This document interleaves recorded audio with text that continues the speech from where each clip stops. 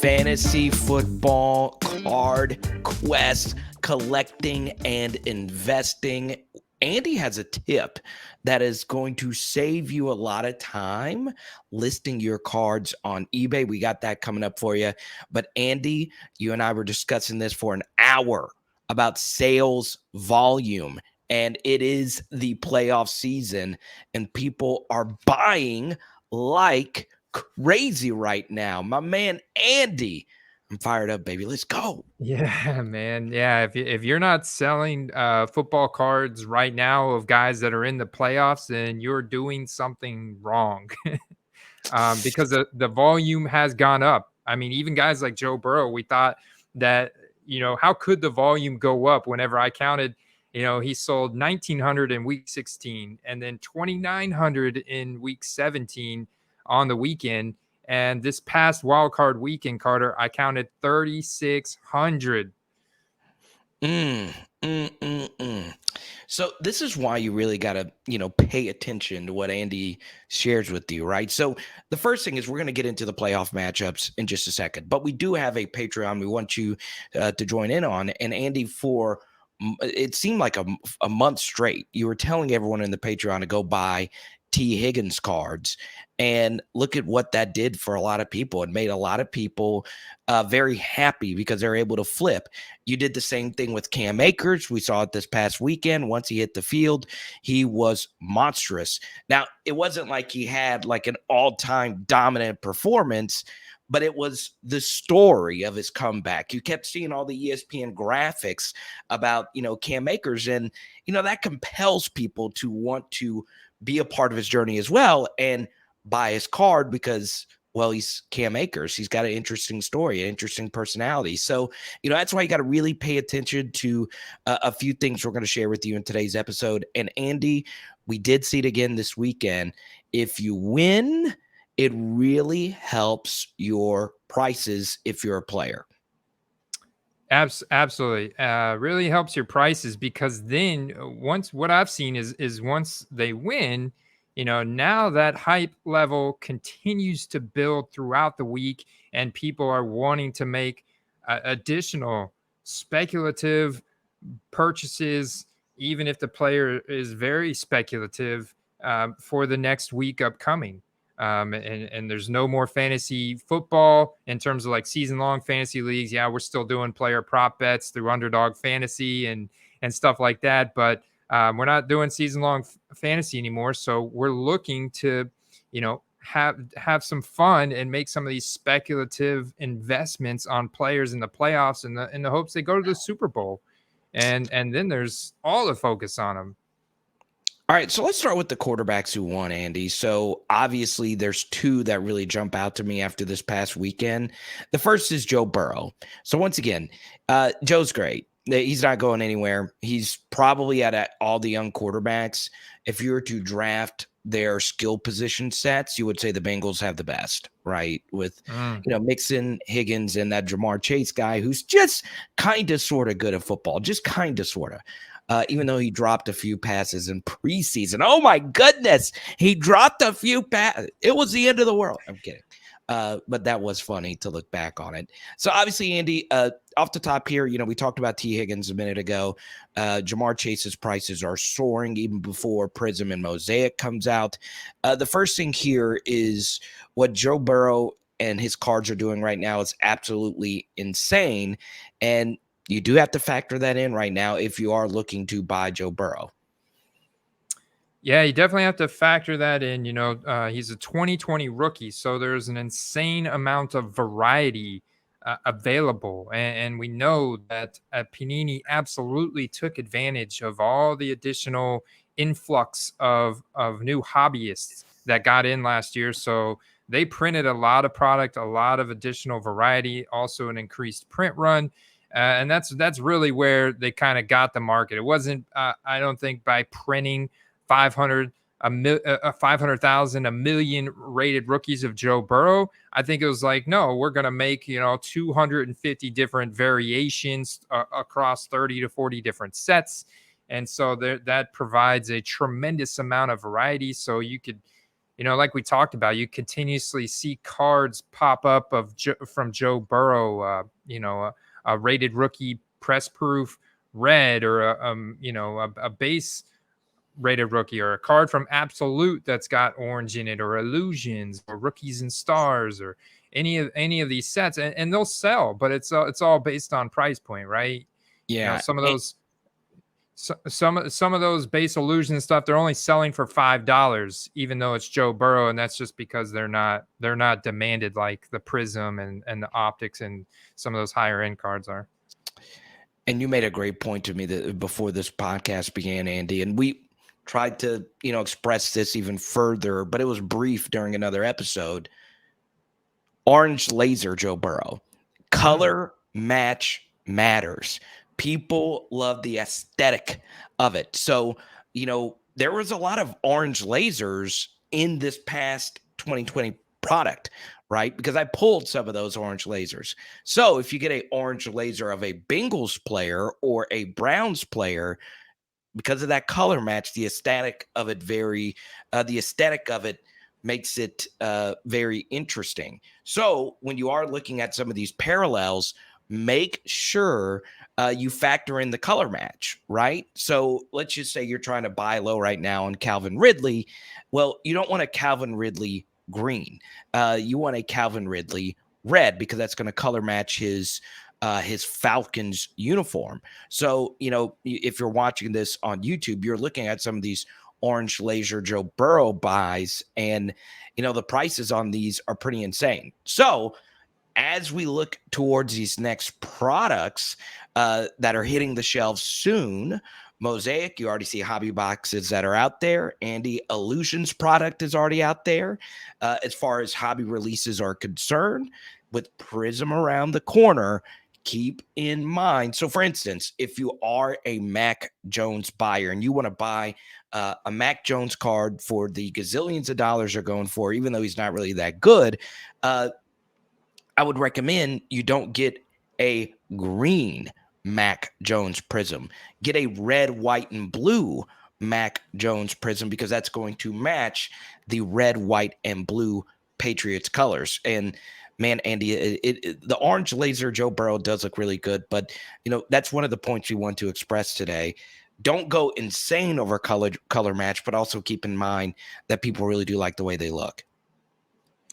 They really do, Carter. I've seen the color match be, the most popular variation of cards when they have all these different parallels. The color match that matches a jersey uniform gets a ton of demand right next to that silver variations, kind of like our base short print variation of the card. And blue, red, white, and blue for Patriots. You could potentially, I think those are some wonderful variations there for some Patriots. And but they're out of the playoffs. Yeah, they're out. And we'll talk about we'll talk about some quarterbacks in just a second that are out as potential buy low opportunities. But Andy, I want to make a quick point right now about Josh Allen. Okay. And this is the danger of, buying these guys before the season. So Josh Allen base PSA 10 Prism cards were selling for around $950, even $1,000 for a PSA 10. And look, Josh Allen, arguably, and Andy, this is kind of crazy, not just arguably, but somewhat quietly, against the greatest defensive mind of all time, Josh Allen had one of the most legendary playoff performances ever.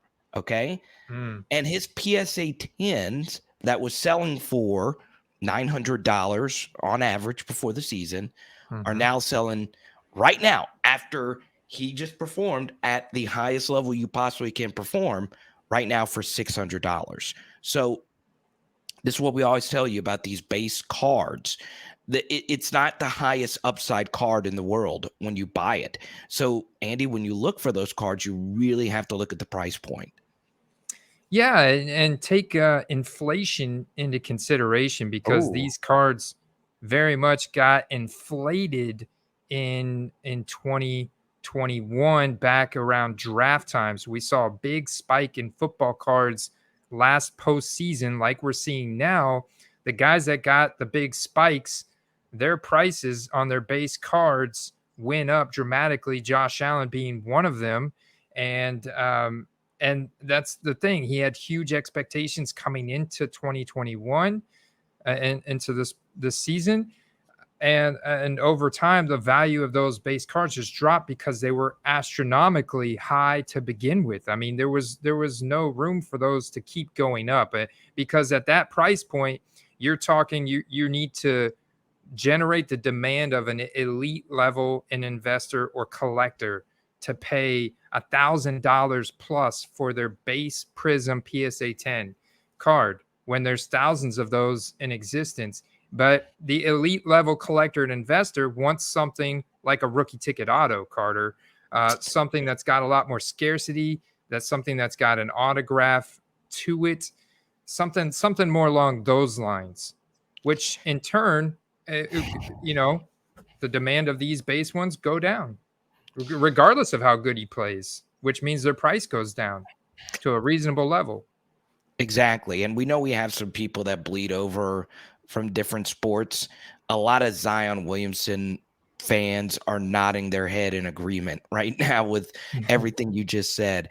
And I feel bad for people that bought the Josh Allen card with the intentions of flipping it, because this is pretty, damning evidence here that you shouldn't pay too much money for a PSA 10 modern rookie. And if you are one of those people that bought those Mac Jones cards for $2,000 press proof PSA 10, once again, if you're listening to this podcast, you wouldn't have made that mistake. So it is very fascinating, Andy, when you look at things like that. But still, this is what I want to get out of the Joe Burrow and Josh Allen point that I'm going to make here as far as buying quarterbacks for the future.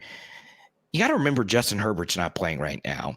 And as big a fan as I am of Joe Burrow, Justin Herbert is just as good as Joe Burrow. I think Joe Burrow will have the better career. I do think he is a better quarterback, but Josh Allen is in that discussion, and Justin Herbert is in that discussion as well, Andy. So this would be my next point for you and my question for you. And I left this out of our show prep because I just want to see your initial reaction when I ask you this question, Andy. Are you out on any of the quarterbacks that lost this past weekend? Was there a quarterback that you watched this past weekend and you said, oh my goodness, I am panicking about this guy's future right now? Yeah, I'm not gonna lie, man. Kyler Murray. Ooh. I'm not gonna lie, he's super athletic, but I mean that was pretty much a straight up choke job, if you ask me, dude. Kyler Murray, that was really concerning. That was really concerning. He made some really bad mistakes in that game. Um, I don't know, man. And the thing is, he's still very young, 2019. You could arguably say the same thing about Dak Prescott. And I know Cowboy Right. fans don't want to talk about that game yet. They're still recovering. They're still having a little PTSD from that last play of the game. But it was really the whole game, and that's not the first time that the Cowboys have been in a playoff scenario since Dak Prescott took over, going back to 2017. Where not this exact scenario happened, obviously, but something similar to this effect. And that's tough, man. What do you think? Yeah, so those are the two big quarterbacks that I was going to bring up here. Okay, I think two of them have something very much in common, right? Bad head coaches, all right? So Cliff Kingsbury has a history of his teams tapering off at the end of the season. And Mike McCarthy is just not a good coach. There's no other way around it. He's not good. And Kellen Moore kind of got exposed a little bit. And Andy, you watch the NFL really closely, right? And you watch the NFC in particular really closely because you're a Bucs fan. Man, Dallas's offense got really stale. I know Troy Aikman just went after the Cowboys for not targeting CeeDee Lamb more. I know there's a lot of CeeDee Lamb buyers that listen to this show. That was also a concerning performance. Why wasn't he getting more targets when Aikman was saying, hey, there were favorable coverage opportunities? Does Dak and CD, do they not see eye to eye? There's all these different questions surrounding the coaching staffs of both of them. So to defend both of them, I'm just out on Kingsbury. None of it ever made sense to me, and I'm out on Mike McCarthy. So I would give both of them, a second look, and I do think their prices, Andy, are going to go down. Obviously, Dak is a little bit safer because he does play for the Cowboys, right? But I'm going to give you a few more here. Those two are obviously very interesting. Also, our guy who, Andy, you've done really well with is Jalen Hurts. Man, dude, obviously you watch that game closely as well. You're a Tampa Bay Buccaneers super fan. I still think Jalen Hurts is a play compared to the other two, simply because, Andy, his price is going to be way lower than Kyler and Dak, and I do think you'll see some Jalen Hurts prices tank just a little bit over the next couple of weeks. Yeah, I mean, right now, right off the bat, Herbert has maintained his value. It has come down. Herbert's Prism base are trading the same as Joe Burrow's Prism base in a raw format, around $50 to $60. Jalen Hurts around $10.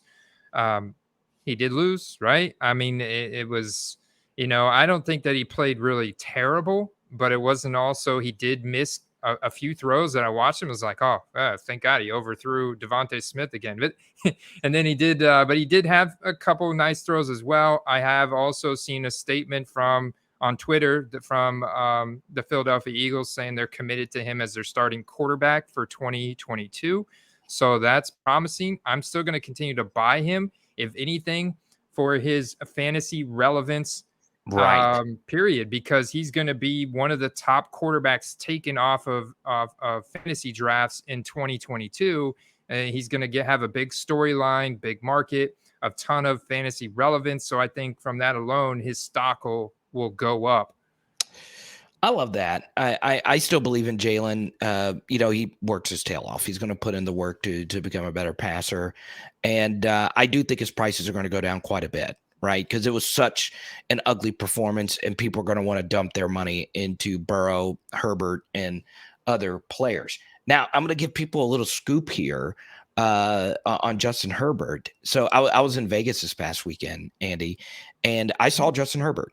And I didn't tell you this beforehand, and I didn't really tweet this out. Okay, so we ate at a steakhouse. I was there with some of my friends, and I'm going up an escalator, right? And coming down an escalator to this restaurant was 12 300-pound human beings.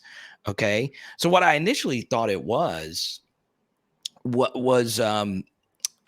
so Vegas hosts an all-star game. They host the East-West Shrine game. And I thought it was just some offensive linemen there getting ready to, for that all-star Senior Bowl type of event. But I was like, no, that's not until a month from now. And I saw at the back of these 300-pound men was Justin Herbert. And I was with my buddy Scotty Z. And I was like, that's Herbert taking his offensive line on a steak dinner. It's kind of a thing, right? So quarterbacks do that. Byron Leftwich did it in college, right? It's always known that quarterbacks take their offensive linemen. I can't confirm if Herbert fronted the bill or whatever it was, but I can confirm that that's actually a good sign that Herbert does do all the right things. So there you go. It's a little fantasy football card quest exclusive. for listeners of the podcast. That was something else I didn't tell you in the prep. But the reason why I say that is those things are important to people like me, right? Because, it wasn't publicized. It wasn't, Herbert wasn't like, hey, look, I'm taking care of my guys right here. He just goes about his business, right? So I am a Justin Herbert believer. The point, though, Andy, is that his prices aren't going to go down, right? Whereas someone like Jalen Hurts, his prices will go down, and you will be able to buy, a good bit of his stuff for a really decent price point. And it's going to be, Andy, exactly the same thing last offseason as it will be this offseason with Jalen Hurts, simply because he's just not as hyped as the other guys. Yeah, very much so. And there's every week there's people that will start an auction in the middle of the week and end it in the middle of the next week. And those are the best auctions, man, to get in on super low. Sometimes you never know when people are like, I really got to have, some money for this rookie ticket auto or whatever it is, and it goes well undervalued in an auction during the week on a guy like Jalen Hurts or something. That's a big flip potential for 2022 season. Now, before we get into a few other storylines, it is our hobby tip of the week. And Andy, people in the Patreon, in our Patreon community, all know this as far as sold items checked on eBay. But it goes even one step further, okay, as far as selling an item on eBay. And it really cuts down on the time it takes for you to sell and list items.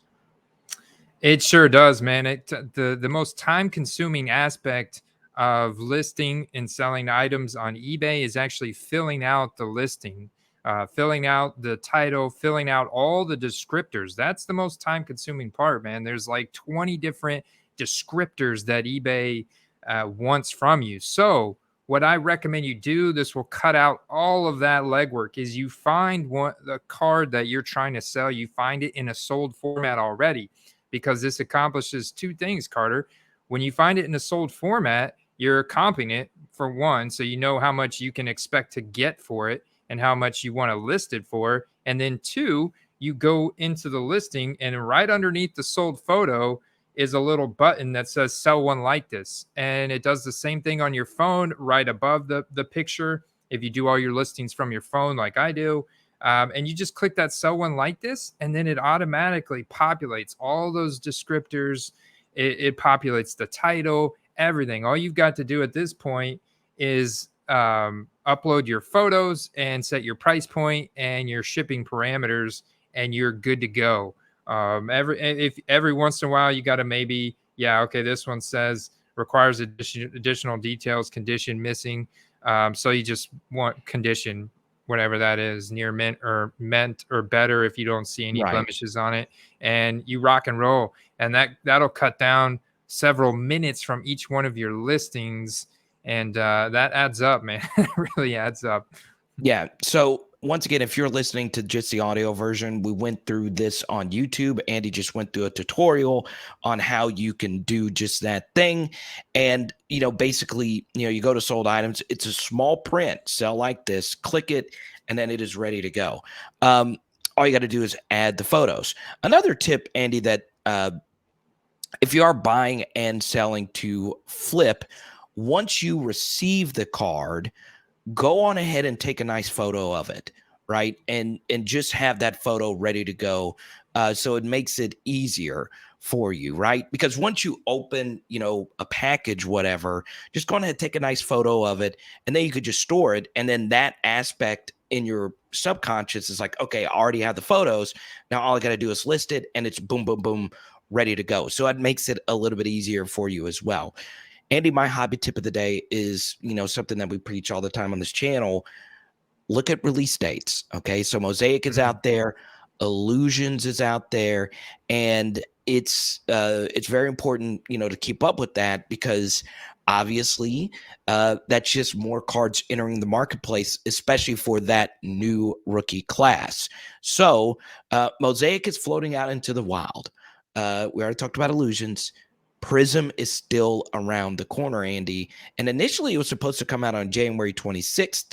That has been pushed back as well. So whatever the date may be when these cards hit the shelf, always take a look at, Steel City Collectibles, all these different sites that have updated release dates, and factor that into your investing strategies. Yes, sir. I'm still seeing Contenders being released February 18th, but Playbook on the 25th. But Prism has been moved all the way out now to the middle of March, March 16th. So you've got Phoenix Limited coming out the end of February, beginning of March, and Prism moved all the way out now to March 23rd.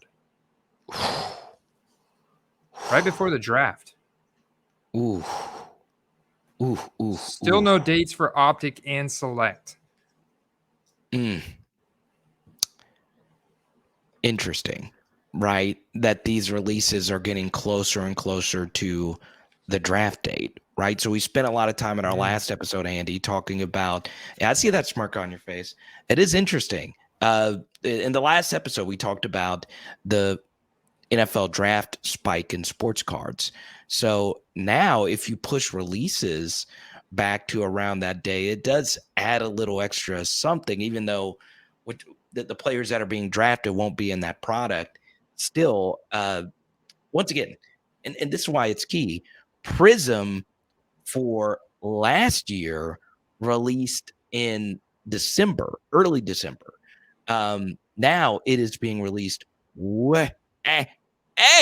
later. So I don't know. I don't know. Hey man, we know there's going to be some big moves this offseason, some big acquisitions. We got some monster defensive players going in the draft, some good skill position guys, maybe a couple quarterbacks. I think the jury's still out on that. But it's like, dude, the draft is a chance for all teams to improve, right? And there's a lot of players that went through their rookie season that underperformed. I think that's one of the most fun things I like to do in the off season is look at the rookies that underperformed or didn't get opportunity on their team that should have a much better second year, should have that breakout in the second year. Because we know a lot of rookies don't just come in the league right off the bat and break out like Jamar Chase. It takes them a good season. So, yeah, I can see a lot of rookies being hyped, a lot of Prism breaks going down around the draft time. Shout out to 402 Collectibles, Kaladesi, all the people in the Patreon. Man, they've been showing me a lot of love, showing you a lot of love, Andy.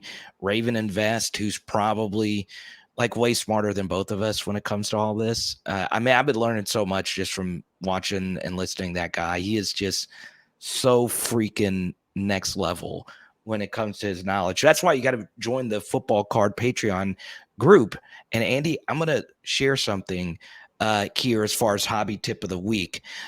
I don't like to say and demand people to do whatever, right? Because sports collecting is your own thing, right? You make it whatever you want to do. So, if you absolutely want a Josh Allen PSA 10 base, even though I was telling you to be careful about that before the season, and now it's one of the few things that I was like totally right about.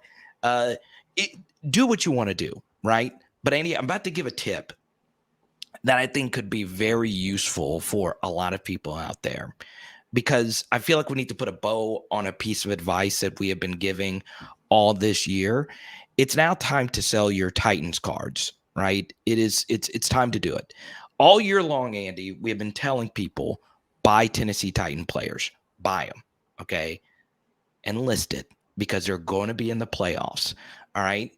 Little did we know that they would actually get the 1 seed. And now a lot of you are sitting there because you listened to our advice and you bought a bunch of Ryan Tannehill cards for really cheap. All right. How do I know this? Because I did this, and I've sold a lot of Ryan Tannehills for pretty decent profit. But now it's time to list it. Now, I'm not here sitting telling you to that the Bengals are going to beat the Titans this past weekend. But what I do know is I saw this on Scott Van Pelt last night. This is the smallest point spreads we have ever seen for the 4 divisional round games. Okay. So it's not as if we know that the Bengals are going to beat the Titans. It's just that Vegas, and I was out in Vegas, these people are smarter than you are. I spoke to, I saw a few gambling sharks out there that look at the point spreads and do all that. They have this line right now, Andy, at 3.5 points, which is low because the Titans are coming off this first round bye week, and they do have Derrick Henry back. Andy, there's something that's telling me that the Bengals are going to win this game. Joe Burrow beat Tennessee last year with a lesser Bengals team. I think the Bengals are going to win this game. I do. So and I know I have a Bengals jersey in the background. I know I'm the biggest Joe Burrow fan, but Andy, I think it's now time to sell those Titans cards. I think that's a great assessment, man. I sold a Derrick Henry card myself, an Optic Hollow, for pretty good money over the weekend. I definitely have seen hype picking up for him. AJ Brown rookie card prices are pretty much back at the hype levels and the value levels that they were before he got injured throughout the season.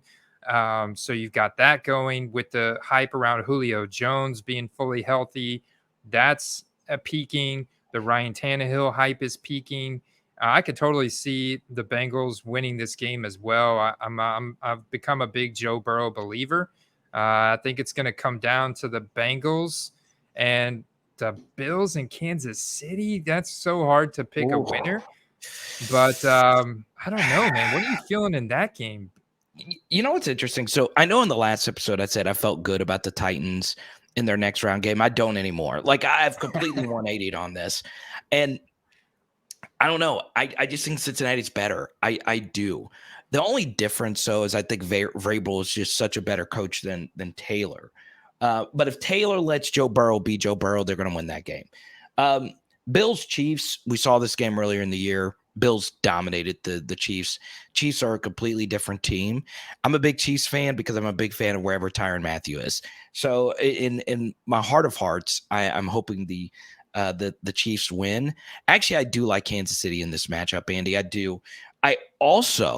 We see a super high over under of 54.5. I also do like the under in this one, knowing that these defenses are going to be seeing each other, again. And both of these teams had such great performances offensively this past week. I just think there's going to be some regression. I do like Kansas City winning this game. Andy, I also like the Rams versus Tampa Bay this past week, the next weekend. Okay. I understand you're going to hate me for this. That's why I saved it for our prediction point of this podcast. The Rams are healthier. The Buccaneers obviously had one of the more impressive performances this past week. The Rams' performance was even better versus a better team. And the Rams have already beaten Tampa Bay this year. I understand it's tough to beat Brady in a rematch. I understand picking Matt Stafford, who is notoriously unclutch, to beat Tom Brady, the clutchest version of a football player we've ever seen. I am going Rams right here, Andy. I will just say that the Rams, when they beat us earlier in the season, was in SoFi Stadium in LA. They are coming to Tampa Bay. They are traveling to Tampa Bay on a short week. And I just want to let you know, Carter, because you definitely care about this guy. Lombardi Lenny practiced today. All right. And it looks like he's gonna be back Sunday. Now, can't say that I'm not worried about Tristan Wirfs. I am worried about him and Brian Jensen, our center and our right tackle, who both suffered a minor injury. Tristan Wirfs, though, was worse. So that's going to be a close game. However, I believe in my guys, especially when they're coming to Tampa and Matt Stafford not being very mobile and our defense fully healthy. So obviously, I think what's going to happen, I think San Francisco is going to go to Green Bay and is going to upset Green Bay in this playoff game in Green Bay. I think then San Francisco is going to come to Tampa for the NFC Championship game. Oh, so we're opposite here. I think Green Bay blows them out. I do. San Francisco, let's take a look at their last 2 wins, right? So they beat a Cowboys team which was poorly coached, poorly disciplined, 14 penalties. San Francisco played really well. I think that had more to do with the Cowboys choking and them building a $1.5 billion stadium just to blind their own players. I Green Bay, this is going to be a blowout, right? This is a really good football team. Obviously, their defensive health has just been, not the absolute best. They're a different team with Zadarius Smith on the field.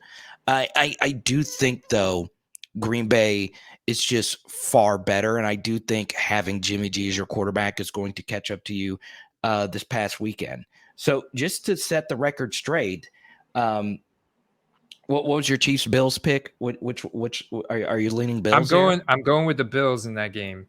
So Uh, we're for the opposite record. on 3 of the games, and the only game we're in agreement with are the Bengals over the Titans. So once again, that's why you come to this podcast where you see how right I am and how wrong Andy will be here in a week from now.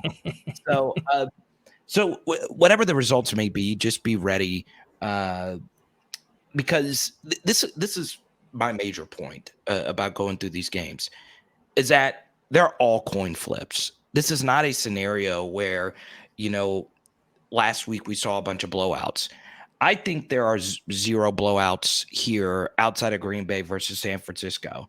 I think you're going to get some really compelling, competitive games, and it oftentimes just comes down to a coin flip.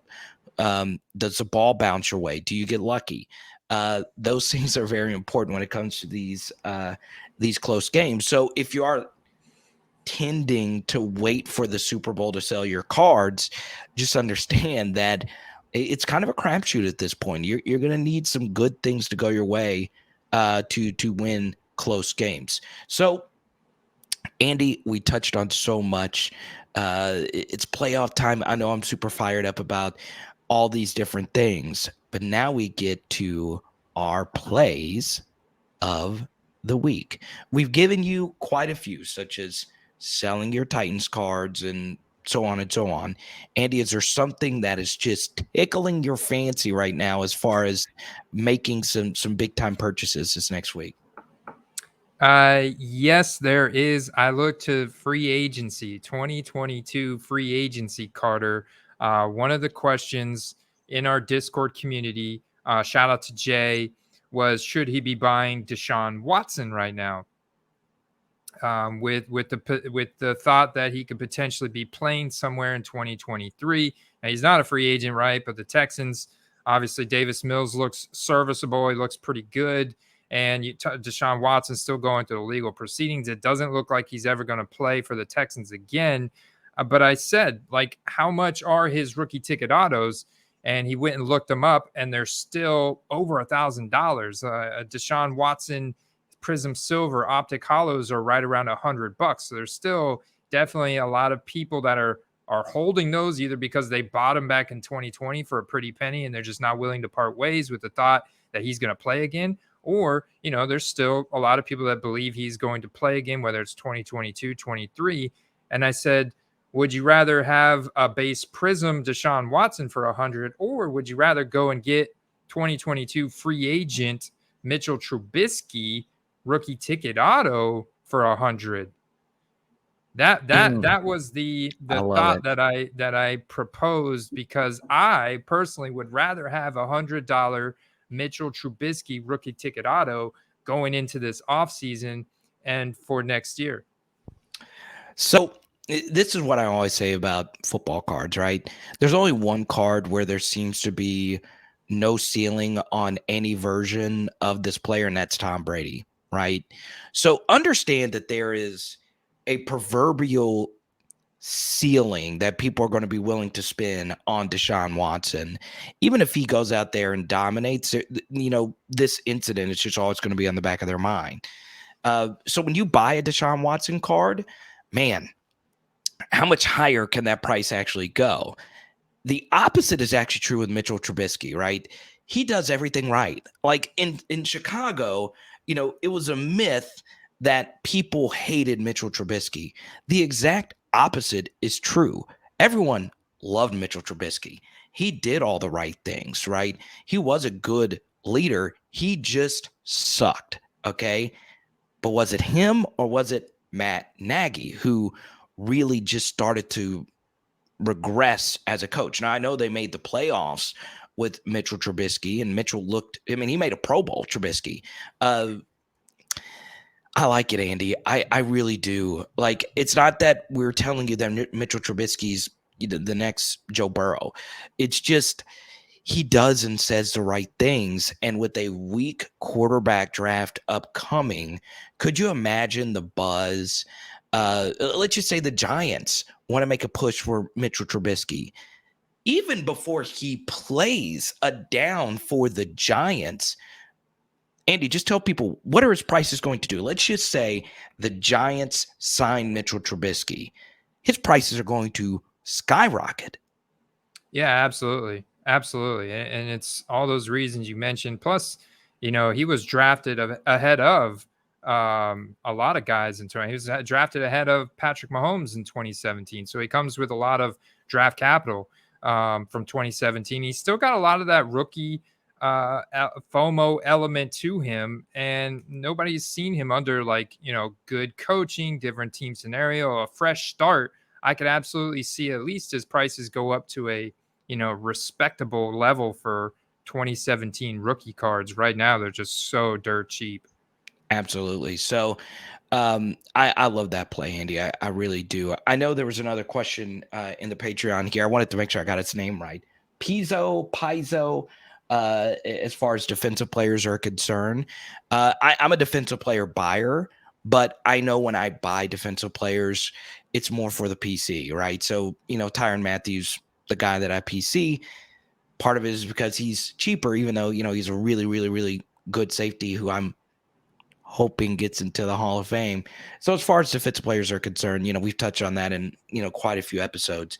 It is interesting though. Like, you can still get TJ Watt cards for like really, really cheap. And he just tied the sack record. And he didn't even play 2 games. So this guy has had 2 historically great seasons. I don't know if he's going to get DPOY. But a guy like Micah Parsons is someone that I find to be very interesting as well for the Cowboys. He says and does all the right things. He's a ridiculously hard worker. And I have a tough time believing, Andy, that Micah Parsons, I see some Lawrence Taylor type of vibes. I do think when his career is all said and done, we're going to be talking about one of the greatest defensive players of all time. So, as far as, plays of the week are concerned, as far as defensive players are concerned, once again, we're always going to say this. It's always quarterbacks, then running backs and receivers, and then, you start getting into defensive guys. But, Andy, this is where we zag. We zag on this podcast when everyone zigs, right? What about, man? Because no. What about tight ends, right? I think I think we see a few things here, right, with tight ends, all right? So, we had this Kyle Pitts thing happen this past year where he had a transcendent season, okay? Now, this gets deeper into the college game, but I think in the college game, we're going to start seeing more tight ends. As defensive boxes and defensive players become lighter, they become thinner, there's going to be extra value in finding unicorn tight ends that can give you a little bit of the blocking game. Everyone's going to be looking for that next George Kittle because there's so much you can do with Kittles and Kelce's and all that.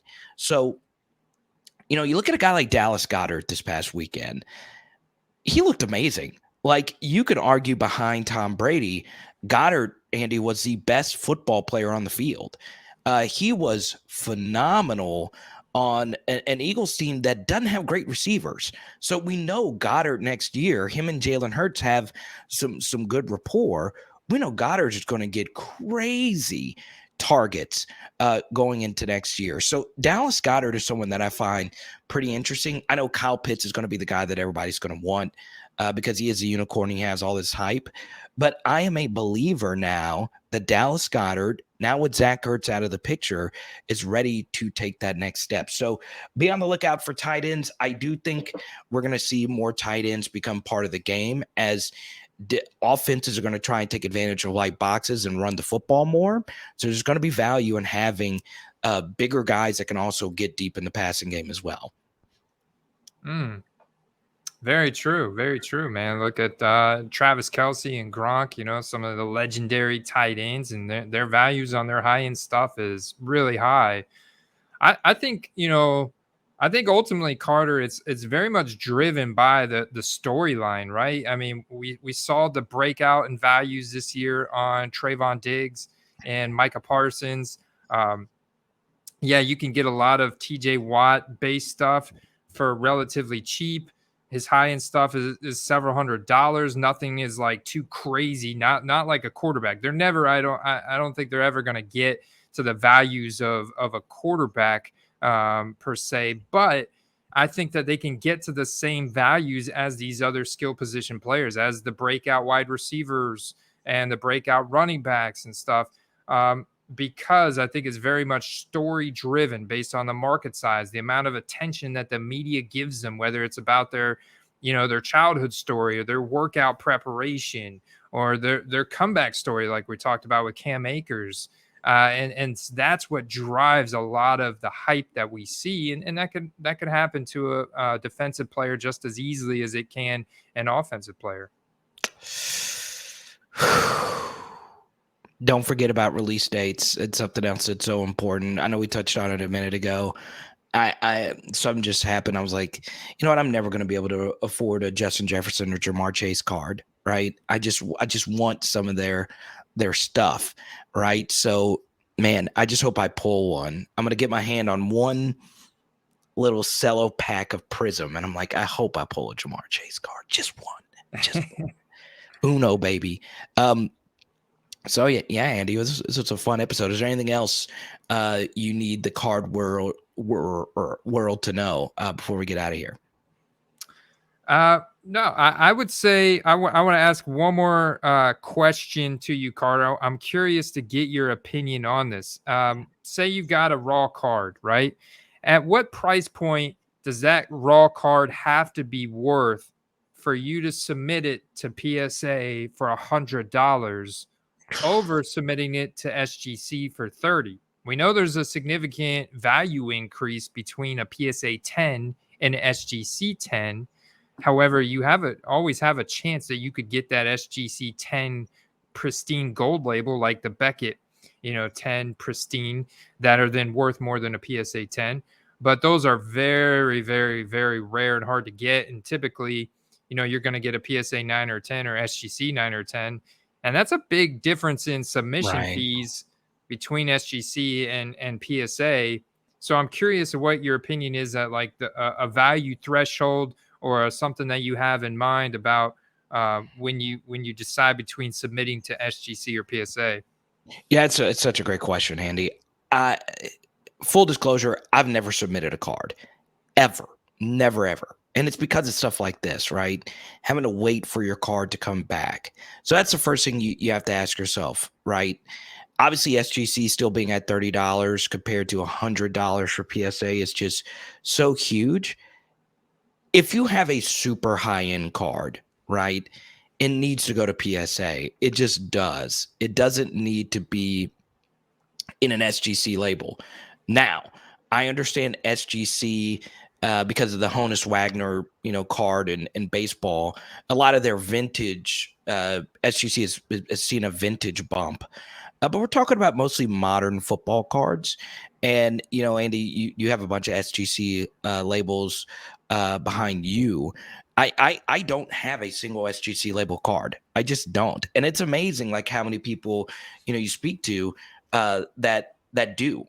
And I don't mind the label. I don't think it looks like just awful per se. And I've never not bought a card because it was in an SGC slab, if that makes sense.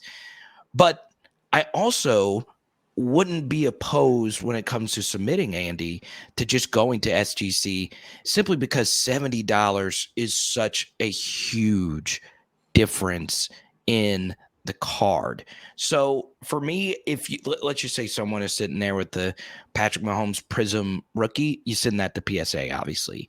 But let's just say, for instance, I'm buying Jerry Jeudy right now, I'm probably just going to send a card to SGC if it's Jerry Jeudy, right? Because if I send it to PSA and it gets a PSA 10, well, that's $70. A Jerry Jeudy card is not going to hit a ceiling where, you're going to overcome that $70 difference.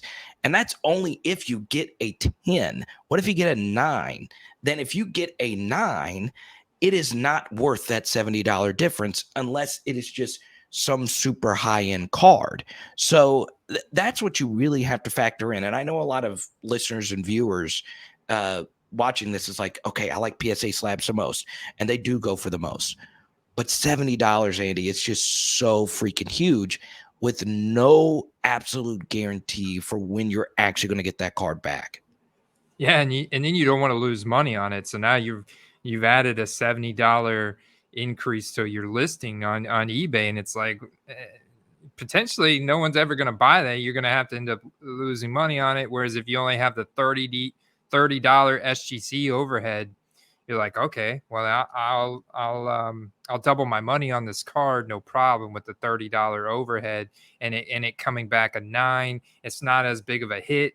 I'm personally a big fan of going that route for virtually everything, unless, yeah, maybe like you said, something that's super rare, super high end quarterback that I know looks great, and in a PSA slab it would just be like leaps and bounds better. But that's very far and few in between. Also, Andy, I'm going to galaxy brain this, right? So I'm somewhat familiar with PSA back to when I wasn't into football cards the way that I am now.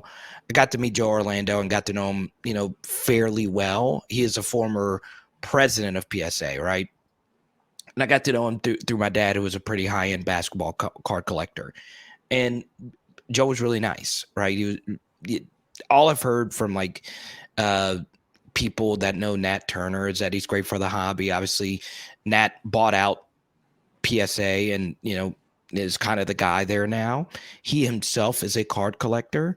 And I'm going to give you, Andy, a galaxy brain take, right? Where it's, the meme, like it's like a galaxy brain. I honestly think PSA doesn't want you to send them a Jerry Jeudy card like the one I was referencing. And this is why. Because they want people who submit to them to be happy, right? So much of this hobby has to do with your mood, right? And if let's just say theoretically that with that Jerry Jeudy card, I sent to let's just say I send it to him. The only way I'm happy with the $70+ and just $100 investment is if I actually do get a 10, right? Also, if people are sending in, those middle tier players to PSA, that just adds to their backlog, right? That's just another card that they're going to grade. And once again, it is just one person and maybe someone else. We don't know the full grading process. And let's just say that person is looking at Aaron Rodgers and they're looking at Russell Wilson. And then, oh, look, here's a Michael Jordan card. And then, oh my God, this guy sent in a Jerry Jeudy. They sent in a Jerry Jeudy card. PSA is looking at so many like high-end players where, once again, they take grading very seriously. I also don't think they want you sending, kind of middle tierish cards to them because they know how nerve-wracking it is for that person to receive a 10 because it does heavily influence that price. I mean, obviously a difference between a 10 and a 9 is huge in general, but I also think, with PSA having to deal with backlog issues now for basically since this second boom has started, Andy, I just think that they would also prefer you to send that card to SGC as well. Yeah, it kind of makes sense. I mean, I would imagine so. I mean, it was such a big component of sports card flipping strategy was to send in virtually every card to PSA in bulk submissions, base cards, second year cards, third year cards, the whole 9 yards, and get them graded, get them back as a 10. That'll 5x the value, and you'll be able to easily double your money even if it's a base third-year card, because it's a great player, right? And I think you're right, man. I think they probably want to focus on the high end, rare stuff that that's like the cornerstone of the hobby, like the really high end stuff. And if it's your PC, why does it matter what slab it's in, right? I still got to send in like my pure graded X submission that I bought like months ago. I just kind of remembered about that. Who cares what kind of slab it's in if it's for your PC? So hopefully, as someone who's never actually done the submission process, man, it's just hard. And it's so hard. Like if you're like me that just wants to have fun with this kind of stuff, but also wants to make money. It's just such a hard thing to grasp that you have to clean the card and put it in a card saver to go through the typing process and shipping and all of it. And maybe you get your card back within a year. It's so, and I share this. I know we're rambling a bit here at the end, but I did actually, so on this trip, there was a friend of a friend who was there, and there was a hobby shop around where we were staying in Vegas.